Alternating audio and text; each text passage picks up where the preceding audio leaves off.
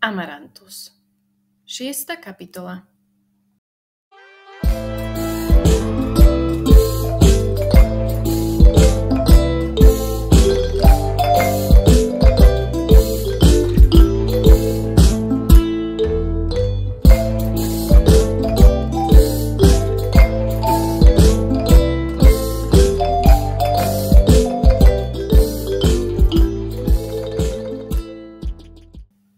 Mami, zajtra chcem ísť do škôlky sám, vyhlásil Joshua, keď ho mama večer ukladala do postele.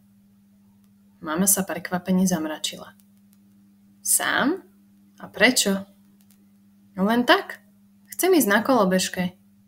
Neboj sa, nič sa mi nestane. Pôjde so mnou Amarantus. Amarantus?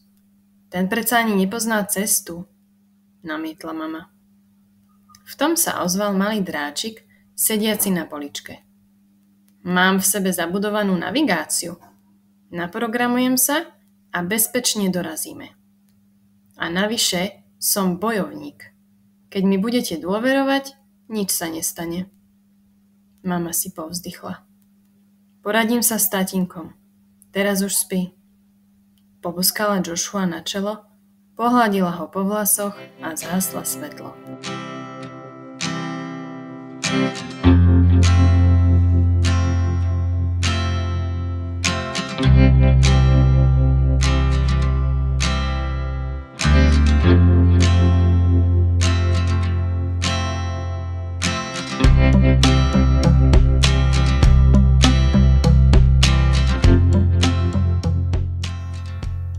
Joshua sa ráno zobudil plný očakávania. Keď prišiel do kuchyne, rodičia sa na ňo usmiali. Dohodli sme sa. Môžeš ísť, oznámili mu. Áno, lískol Joshua nadšene. Nasadil si helmu, obliekol vetrovku a pevne chytil kolobežku. Amarantus mu vyskočil na rameno. Ideme! Dráčik mu pošepkal do ucha. Nič nerob. Len sa pevne drž. Ja budem motor. Kolobežka sa náhle rozbehla vpred, ako by sa vznášala nad zemou. Joshua sa cítil ako na lietajúcom koberci. Rýchlosťou preleteli ulicami až ku škôlke. No práve tam na nich čakala nepríjemná prekážka. Pred škôlkou stálo niekoľko starších chlapcov. Keď zbadali Joshua, ako prichádza na magickej kolobežke, ich oči sa zaleskli. Wow! To je určite elektrická, zamrmlal jeden. A je tu sám? Nikto ho neochráni, dodal druhý s úsmevom. Keď sa Joshua priblížil, postavili sa mu do cesty. Väčší chlapec prekrížil ruky a prikázal. Zles a daj mi ju. Joshua stuhol. Srdce mu búšilo. Chcel sa otočiť a utiecť, ale jeho nohy sa odmietli pohnúť. Amarantus mu zašepkal. Len sa drž.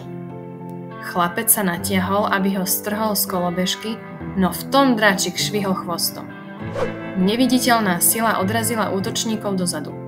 Zmetene na seba pozreli, neschopní slova. Teraz! Vykrikol Amarantus. Joshua pevne stisol riadidlá a kolobežka vystrelila vpred. Preleteli okolo chlapcov takou rýchlosťou, že nikto nestihol zareagovať. O pár sekúnd už boli bezpečne v škôlke. To bolo úžasné! Joshua sa rozžiaril a rýchlo schoval Amaranta do vrecka. Počas hry vonku Joshua musel dráčika na chvíľu odložiť.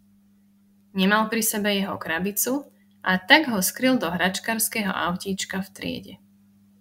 Amarantus sa tam schúlil a zaspal. Po obede prišiel pre Joshua tatínko. Nastúpili do auta a vybrali sa do parku, kde na nich čakala mama. Čakalo ho to najlepšie prekvapenie. Zmrzlina. Hurá! Mňam! Už sa neviem dočkať! Tešil sa Joshua. Keď sa stretli s mamou, začali sa dohadovať, akú príchuť si dajú. Mama si vybrala slaný karamel, ocko citrón a Joshua samozrejme čokoládovú. Keď už každý držal svoju zmrzlinu, mama sa nečakane spýtala. A kde je Amarantus? Joshua zamrzol. Oči sa mu rozšírili. Jejda, veď ja som ho zabudol v škôlke, vykrikol. Rodičia na seba pozreli. Joshi, nemôžeš zabudnúť na niekoho, o koho sa máš postarať. To je zodpovednosť, povedal ocko prísnym hlasom. Joshua sklopil zrak. Zmrzlina mu už nechutila tak ako predtým. Okamžite sa všetci traja ponáhľali späť do škôlky. Našťastie bola ešte otvorená. Joshua rýchlo behol do triedy a našiel Amaranta presne tam, kde ho nechal. Schúleného v autíčku. Opatrne ho zdvihol a vložil do vrecka. Uľavilo sa mu, no vedel, že urobil chybu. Už nikdy nebudem nezodpovedný, zašepkal si pre seba. Mama sa na ňo usmiala a pohladila ho po hlave. Bola šťastná, že si uvedomil dôležitú lekciu.